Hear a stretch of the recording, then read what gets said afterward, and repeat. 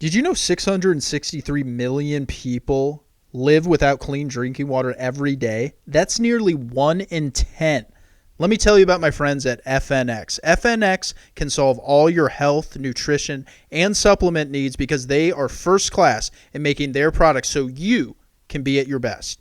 Whether you're a CrossFit freak, bodybuilder, or just mom and dad making it a point twice per week, FNX will elevate your game. I have been using FNX and I feel and see the difference. The protein, delicious. My workouts, way more intense. And my energy, there all day. Try it for yourself.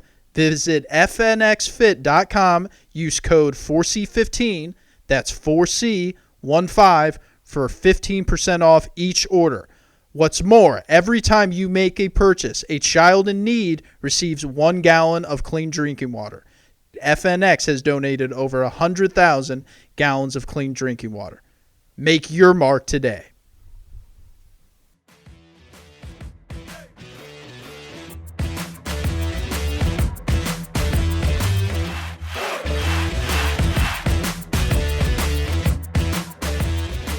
What is going on, everybody? Pete Forsey, the podcast, coming back at ya. It is August 28th. It's a Friday. Been one of those days where it was a long one during my day job, and I'm coming into the studio here to record, and we got the new MacBook Air delivered just last week, and I had to get some new cords because you know how they change the different plugins for everything. Was hoping to do this podcast earlier. My other MacBook Pro, which I got sent off with in 2012, so it therefore was a 2011. That conked out on me, just based off it being old. But now I got the new MacBook Air, and that's why we're now coming at you to talk about a lot of different stuff. Namely, I had a little situation last week on Twitter when I sent a post as I was going to bed, woke up, and wow. A lot happened, so we will dive into that. We also have a prominent NFL safety, likely Hall of Famer for the Baltimore Ravens. It's not Ed Reed, it's Earl Thomas. Big news this week as far as him no longer in Baltimore. He's on the streets, and what's going to happen to him? I think this is a good sign, or a big sign, also a good sign, of what the NFL is shifting to here as we enter the 2020 season. And again, talking about 2020, I got to talk about Major League Baseball. It's a little bit different, and I don't like it. I'll tell you what I don't like, and then we'll wrap up with what is always a topic here on the podcast. It's Cam Newton. Got some thoughts there on the Patriots. Let's get to it. It's episode 47 of the podcast. Okay, only place to start here is with the August 17th. I believe that was a Monday evening. August 17th tweet that I sent out shortly before bed. I was in bed watching the tail end of the Rangers-Padres blowout. It was the only game that I had. I don't have the package, at this point in time. So, I was watching regional coverage via MLB Network. I had the Padres, I had the Rangers, and I was catching the 7-run game at that point in time. And I forget which batter I started, but shortly after, Fernando Tatis came up, and he ran the count 3-0. And swung at the 3-0 pitch, put it over the right center field bleachers for a grand slam. And at the time, I thought, whoa, that is going to get some attention. That is something that the Rangers are not going to like. And, of course, you can tell immediately after the fact, Chris Woodward, Texas Rangers, Nicasio, the rest of their bench, they made a pitching change. They were not happy. 7-run game, 3-0 count. Tatis does not take a pitch. He can get a run potentially by just putting the bat on his shoulders. And, of course, he chooses not to. And then it's an 11-run game.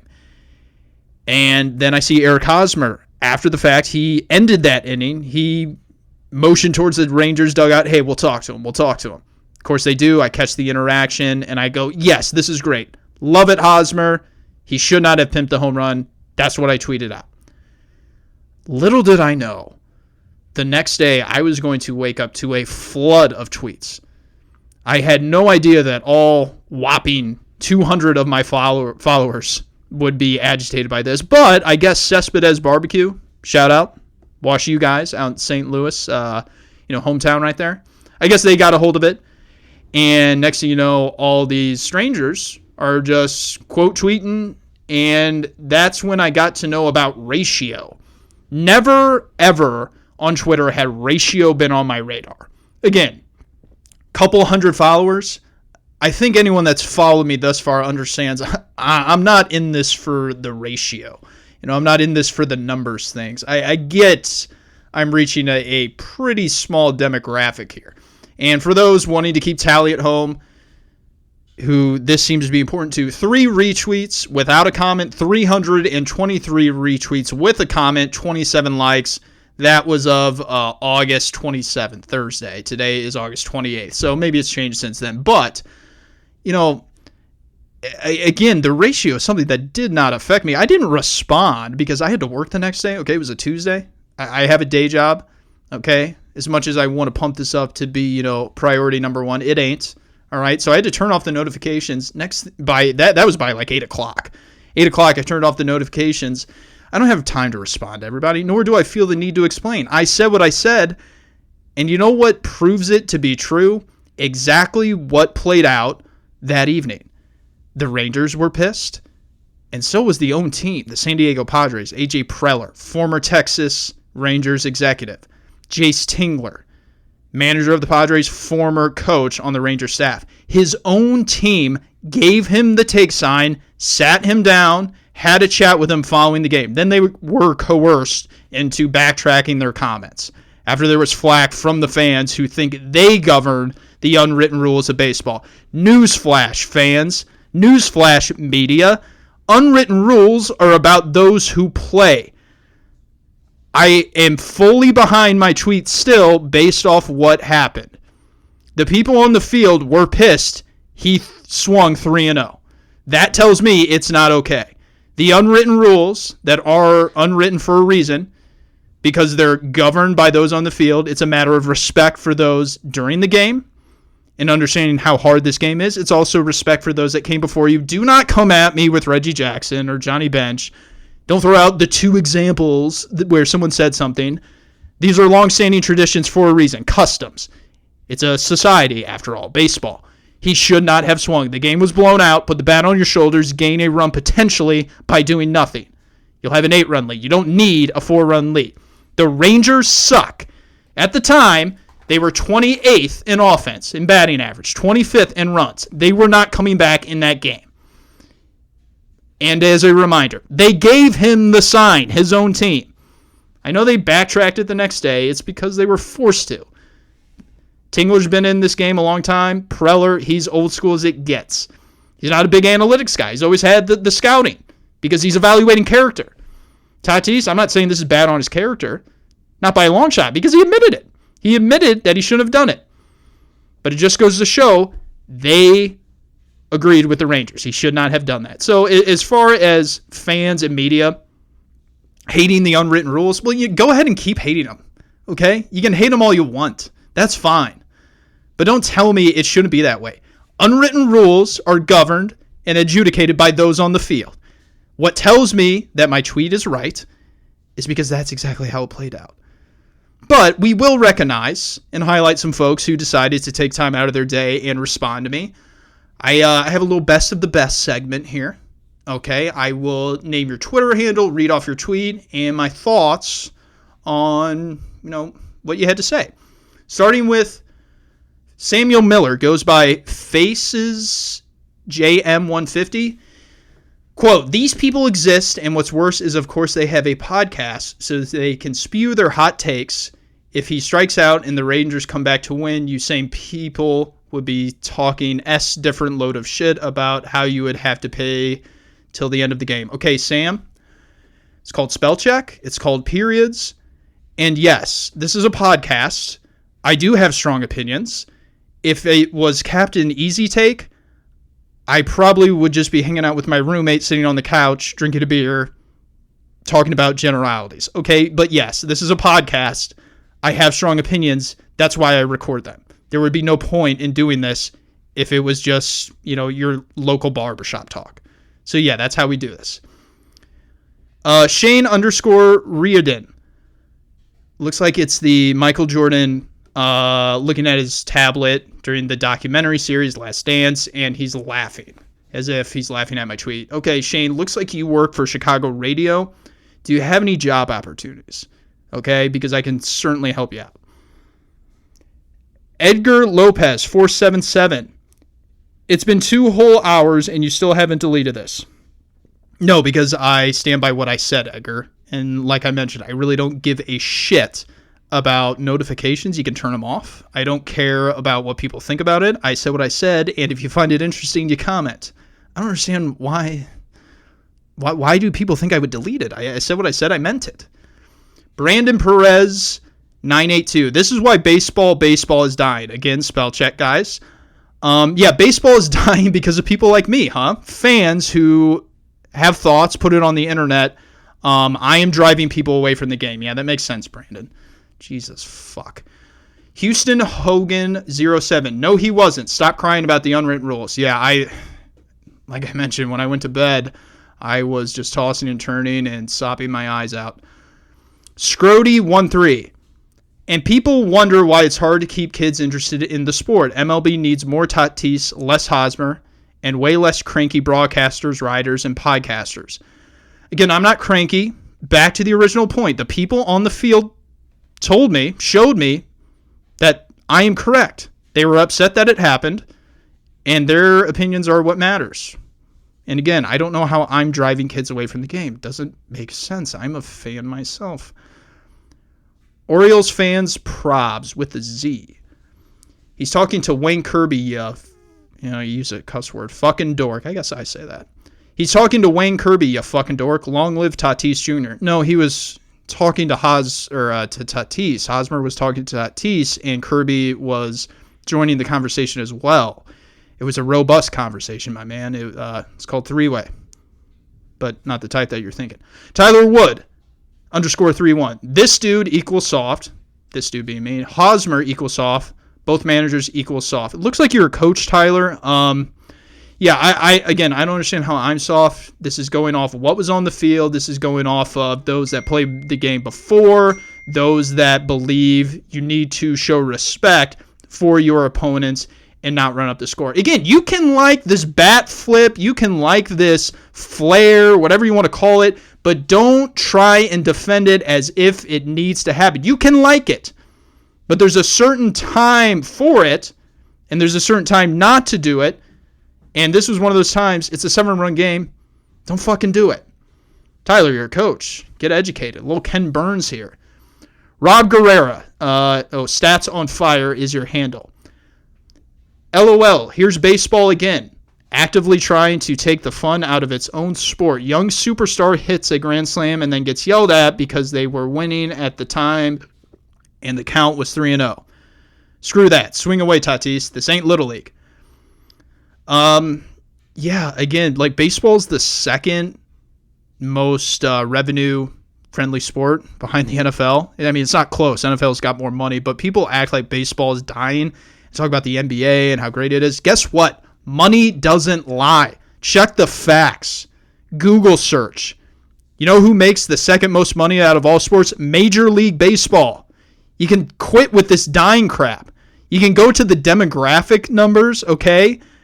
Yeah, 60-year-olds watch this game. Guess what? People are living till 80. That's 20 more years of the 60-year-olds now watching baseball.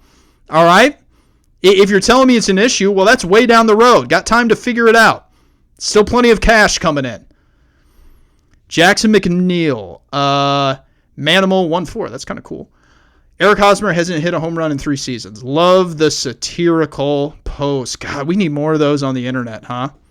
How about people actually, say stuff of substance for one time? Ephus Asher. Thanks for letting us know your insights into baseball are absolutely worthless. Great thing for a guy with a baseball podcast to advertise. Well, Ephus Pitch, I will say this. Once again, it's not worthless. The people on the field said that it mattered. Yeah, my baseball podcast, we also do football, just so you know. But yeah, I'm going to advertise my thoughts because that's what gets people to listen. And my thoughts are he shouldn't have swung. Well, anyway, that'll do it for this. Again, I really did not think this was going to be something that grabbed that much attention. I really didn't even think it was going to be this much of an uproar from the media and fans. I mean, I guess I did, but they just continue to neglect that this unwritten rules thing. It's not about you. You can be upset about it, but nobody even points to the fact that unwritten rules are unwritten, and they're decided by those on the field. So I whatever. But, thanks for the attention. Thanks for going viral. That was neat. I was interested to see that people were curious about what I had to say. You can tell your friends that we do a podcast just about every couple weeks here. You can find it right here on Spotify, Apple, wherever you get your podcast. You can leave a review, subscribe, 5 stars preferably. But, if you don't think it's 5 stars, that's okay too. But you got the Twitter handle, obviously most of you. All you new listeners, it's at Pete4C. Tell your friends, tell your wife, tell your kids, tell whoever. We got takes, and we got them for days. So thanks so much. Let's head on over to the NFL where we got news on Earl Thomas. So definitely want to touch on the debacle that has become Earl Thomas, who, of course, was cut by the Baltimore Ravens. I believe it was Sunday. This is coming at you late on a Friday evening once again, and situation where you can just roll back the timelines here. Not that long ago, Earl Thomas, one of the best safeties in the league, could argue still one of the best. Seattle Seahawks, they just let him go. And all I heard during the 2018 season, I was working for the Kansas City Chiefs at the time. Chiefs Kingdom was real hyped up as if they might land Earl Thomas being on the trade block, potentially because Seattle was not going to hand him out that third contract. I repeat, a third contract. Best football they believed was behind him. Some character issues, not meshing with the locker room. And Earl Thomas was outraged, going to the Players Tribune, telling them why he was holding out in 2018. Eventually, like a lot of guys, they show up and they start playing football again. That's exactly what Earl did. He explained in detail why he thought he should be paid more, one of the highest safeties in the league. Ultimately, gets injured, flips off Pete Carroll. Seattle says, yeah, enough is enough. We're going to cut you. He signs with the Ravens, plays 1 year. And here we are today before his second season, and he's not on a team once again. And it's been 5 days since he's been cut. Really hasn't been getting any interest. Imagine that. This is another point that culture is flexing all over how you win in the NFL. Everybody wants to collect talent. Everybody. Remember the Browns? Yeah, they collected a whole bunch of talent. They sucked. Remember the Jets? Very talented, but they got a head coach who's so far up his own ass, he doesn't know how to coach a team properly. He just knows how to call plays. The Washington football team, can't call them the old name anymore. They only collect talent. Of course, the Jacksonville Jaguars, and then they trade them all away, and now they are where they are. You need to have the right culture. Ravens flexed all over the NFL on this last year. Steelers, Big Ben goes down. They still are on the brink of playing playoff football. And, of course, the New England Patriots. Remember how big of a disaster that was for them? They went 12-4. They went 12-4 last year. Lost in the first round, of course. But that just goes to show the standards for these teams that actually have good culture. Maybe Baltimore's on to something. I mean, you have Earl Thomas, who reportedly, Peter King, great NBC Sports scribe, he reported on Monday, Earl Thomas is late for practices, he's missing meetings, he's missing walkthroughs, and the culture in Baltimore, which is now at the hands of the new MVP, Lamar Jackson, they voted him off. They voted him off the team. A future Hall of Famer, and they're saying, yeah, no thanks. No thanks. And then, of course, there's the thing that happened earlier in the summer. Let's just call it what it is. Okay, he was having an orgy with his brother, and then his wife pulls a gun on him. Attempted murder. And then Earl gets on Instagram Live or whatever, tries to explain it, and then Baltimore is like, whoa, you didn't say anything to us about this. And then he does the same thing when he's sent home for practice for punching Chuck Clark, which, of course, that's how eventually got released. I think finally they just said, look, man, you're not just running the show here. That's the thing with some of these guys who get to this status in the NFL. They think they run it. This isn't the NBA. Okay, LeBron runs the league in the NBA. Durant or, whomever, I don't follow it that closely. But this isn't the NBA where you have the power. Okay, this is the NFL. There's 11 players on the field. There's like 80 on the roster in total when you include in the practice squad. Guess what? There's a structure here. You don't just do whatever you want. It just goes to show, safety position in the NFL, you ask for a third contract, you think you still have all this clout? Think again, man. Earl Thomas, out on the streets, still looking for a team, only a couple weeks away from week 1. Must apologize to my new, I guess you would call them neighbors. Are they neighbors if you're in an apartment complex? They've been hearing me for the past few weeks that I've been living here, making phone calls all day from 8 to 5 p.m. standard business hours, and now I'm recording this on a Friday evening. They're probably wondering what the hell is going on because I'm even louder. I make phone calls during the day. Today was a rougher one, probably pounded out, 100 or so, and now they hear me ranting and raving even more because I'm talking about sports. And right now we're going to switch it to Major League Baseball. Major League Baseball has been, I don't know how to say it in any other way. I haven't enjoyed it that much. I love baseball. I'm an advocate for people who think baseball is still fun, because I do. I try to get everybody on board with watching baseball and seeing what's great about it, but this year it's so different that it's really difficult to kind of sell it to the fans. And look, I'm not even here to say what they're doing is wrong. I got a list here that I'm looking at as far as everything that's making it unenjoyable, and I'm not trying to be a cranky, jerk here, but it's just the reality that COVID-19 and the protests and everything that's been going on, it hasn't made it as fun. And, NBA, I've watched a little bit of that. That still has some energy to it. The players are really behind it. They got that intrinsic motivation. But when I'm watching baseball, not seeing the fans there is something to that. And I made a list. I have, 9 bullets here. 9 bullets of which why I think MLB kind of sucks in 2020. And I just cannot wait to get back to 2021. Top of the list, and namely, is something that's really just, picking at the integrity of the game here. 7 innings in double headers. Like, this reminds me of high school baseball. Everybody played that, and now we're playing 7-inning games. We're literally we're cutting the baseball down, and that's what we're doing here. And one of the great things about sports is that you go back and you compare things and you provide context, and then we can weed out who were the best teams, who were the best players, who did this and that, who had this much, and it's fun to compare. It's the competitiveness. It's part of it. Now we have to throw in this caveat of, well, Pete Alonso in 7-inning games had this many at-bats, or Jacob deGrom. I have the Subway Series on in the background here. Yankees and Mets, as they have a doubleheader here today. One of the ugly truths is which I'm talking about now. Now we have to throw that in there. It's just a wrench in everything. In addition, and I didn't think this was that big of a deal, but then I thought, when you're not at your home park, everything's just a little bit different. Everybody likes the home games, not only from the home crowd noise, but also you just got your routine down. You know where your facilities are. You know where your domain is. Like cases with players, it's your locker, coaches, your offices, your video rooms beforehand.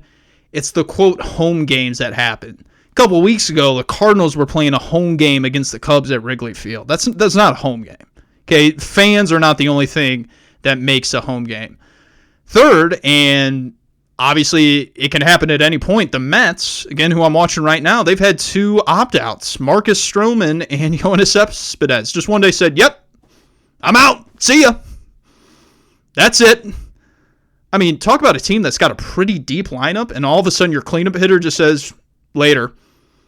And then Marcus Stroman, who, if he wasn't in a rotation with deGrom, he's the ace on the team. They just said, yeah, deuces. So, I mean, that kind of sucks. And it's their right. I'm not saying that shouldn't be there, but it's just kind of like, this is kind of unenjoyable. Just knowing someone can just, walk out the door at any moment.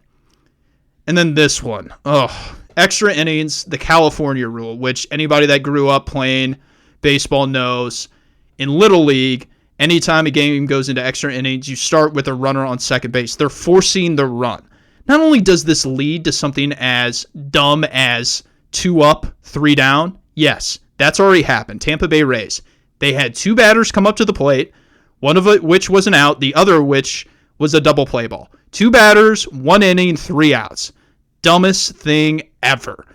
Not only that, getting back to the integrity thing, the stats. A pitcher is getting an earned run on something that he doesn't deserve. A runner was just placed at second base. Like, get the fuck out of here. This is so dumb. Division-only opponents. I love this in baseball. In a normal season, you play a great amount of games against your division. It's regionalized, but you also play everybody else in the National League, and then you got a very fair rotating schedule. You play this division in the American League, switches to this one the next year, the third one, and then you rotate. This year, it's just, I like watching the Cubs-Cardinals. I like watching Brewers-Cardinals and Cubs-Brewers, whatever. But, I mean, it's too much right now. It's too much. It's all we're getting. And it's unfair when we're talking about playoff seeding. Some guys are playing against the big dogs the entire year, and the games mean the same thing. It carries the same weight, which in reality in a regular season, it's not the case. Of course, we're only getting 60 games. Again, gets back to the caveat. These games are managed differently. David Ross, in his first year, he's getting credit for the way the Cubs are playing, although they've hit it in a skid here recently. He's playing 60 games, or his team is. How can you say this isn't, the same? Or how can you even, enjoy this the same when, pitchers are throwing 2 innings and then comes in another pitcher. Next thing you know, you got 9 arms and 7 innings. It's absurd. There's no trades happening, okay? I know, who just got traded? Taijuan Walker. He's bounced around between the Mariners and the D-backs, back to the Mariners. He's now a Blue Jay. I know Brett Phillips with the Royals, for all the Kansas City fans out there. They just traded him. He's going to Tampa Bay. He's probably going to be the next Austin Meadows. It's got Austin Meadows written all over it. Remember him for the Pirates? Brett Phillips is going to rake down in Tampa Bay. And then lastly, and this is not something that I'm upset about. I'm all for equality. I'm all for understanding Black Lives Matter. And certainly, you should treat everybody fairly. But does anyone actually like the protests? If you had a choice, wouldn't we actually rather that not be going on?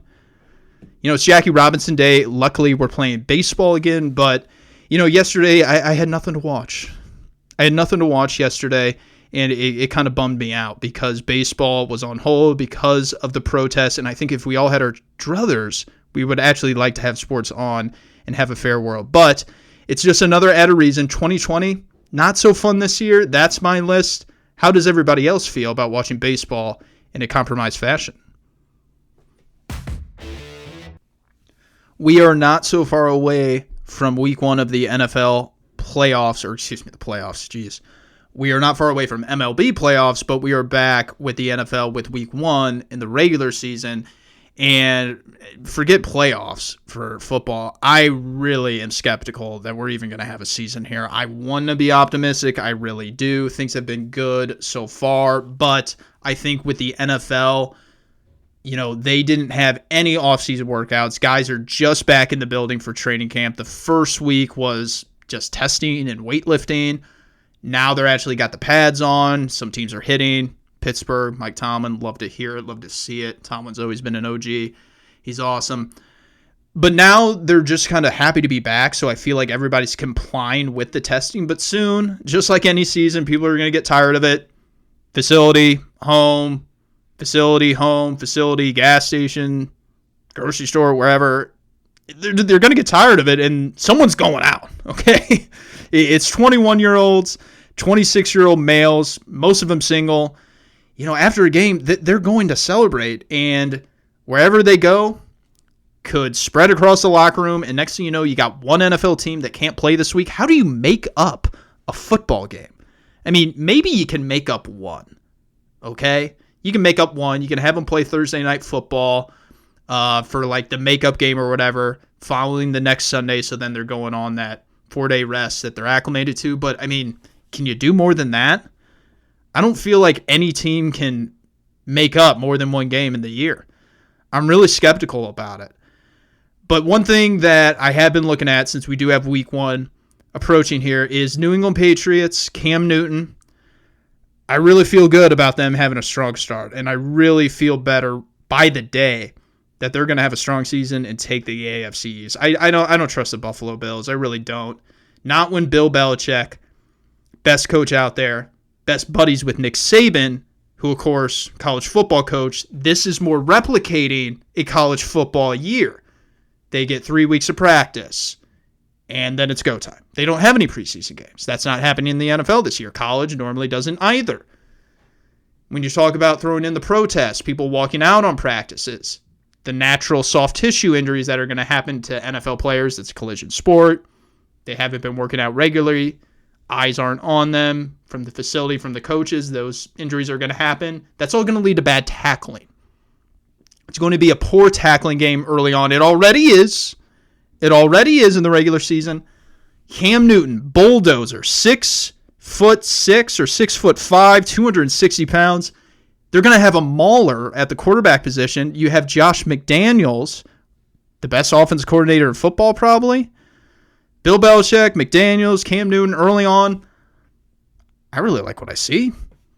I mean, Miami week 1, they're awful. It's down in Miami, but I still like New England in that one. Seattle next week, okay. Seattle's pretty bad early on, though, almost every year. Seems like they're 0-2, 1-3 each season, then they turn it on. Las Vegas, I give the edge there to Belichick. They're going to have a good offense out in Vegas. I keep wanting to say Oakland. But the Raiders, their defense, if it comes together, it's not going to be by week 3. I can tell you that. KC, don't see that one happening. Obviously, they're very good. Denver, that's the swing game along with Vegas potentially. I still give it to New England. Denver, very overhyped. I do not like the quarterback play. Sorry, Missouri fans. Drew Lock, he's average. He's Jay Cutler. I see anywhere from 4-1, 3-2, and that's a good start for New England. I really like their chances of playing well early on. In addition, Cam Newton, the guy, he's saying all the right things. I've been critical of him. I've never always thought, is he obsessed with winning? I think he likes football, but I think he likes what football brings him a little bit more. All the goofy outfits at the press conferences, storming off on the press conferences. This is what he had to say. Mike Reese of ESPN, longtime Patriots beat reporter, this is what he had to say about not having the label of the starting quarterback yet, despite taking all the first-team snaps. Cam Newton, absolutely not. Every day is a work day for me. That label is not important to me right now. I have so much I need to get better at, so much I need to learn, so much I need to be comfortable with throughout this process. That's the last thing that I'm pretty much worried about. Love it, Cam. Love it. Contrary to popular belief, I don't hate Cam. I just don't always like the way he conducts himself. Kelvin Benjamin, when he was, basically trashing him in an athletic report, Cam didn't respond to him on Twitter. He didn't Instagram, post it or whatever. He went up to Kelvin Benjamin prior to a preseason game, approached him face to face. He wasn't, grandstanding. He wasn't trying to get the cameras out there. He did it pregame. Tried to approach him, and Kelvin walked away like a sissy, basically. He chickened out. I liked it, Cam. I gave it credit to him there. I give credit to him right now. I think he's in a good spot. I think he's got something to prove. And I think he is, falling in line with the Patriots culture. I like them to take the AFC East in 2020. That's going to do it, everyone. Thank you so much for tuning in to episode 47 of the podcast. Had to shine some light on the best tweets out there from the Tatis post that I made on Twitter. Talk about Cam Newton, feeling better by the day with him. Earl Thomas, he's a free agent. Nobody's touching him. And MLB, I'm still watching. Like I said, Mets and Yankees wrapping up here. But it's far less enjoyable. I can't wait for a full season. But I do want to hear your thoughts. What are your thoughts? Send them to me. Direct message at me on Twitter, Instagram, all of social media. It's at Pete4C. That's Pete, number 4, letter C. Fire up in those DMs. They are wide open. I will read them right here on the show. You can also give me a call or a text. Leave a voicemail if you decide to call. It's 816-226-7483. Again, it's 816-226-7483. I'll respond right here on the show. Thanks so much for tuning in. We will holler at you guys next time.